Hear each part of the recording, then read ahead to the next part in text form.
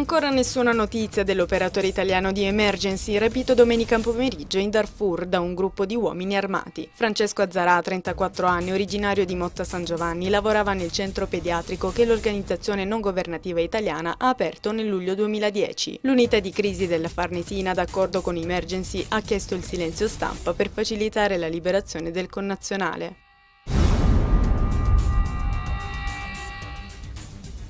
Un centinaio di persone, in gran parte cittadini della zona, ha bloccato stamani l'ingresso della discarica di Cassano Ionio. La protesta, durata oltre 6 ore, è nata per il sospetto che i rifiuti non vengano trattati come dovrebbero. I dimostranti chiedono garanzie sulla salute dei cittadini e protestano contro l'ordinanza del commissario per l'emergenza ambientale che ha disposto il conferimento di rifiuti da altri comuni. Domani vi sarà un incontro in prefettura.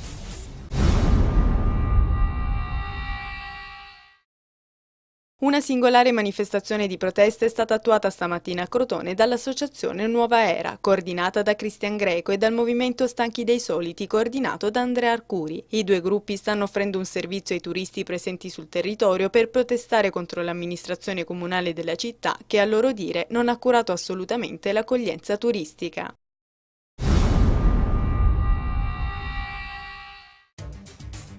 Ferragosto è passato e si ritorna in città. Ieri e nel fine settimana sono state numerose le escursioni a mare o in montagna in Calabria. Sia le cittadine turistiche della Sila che quelle balneari sono state invase da comitive di persone pronte per il famoso pranzo di Ferragosto a base degli immancabili prodotti tipici calabresi. Tante le grigliate tra i boschi e immancabili bagni a mare per cercare ristoro dal grande caldo.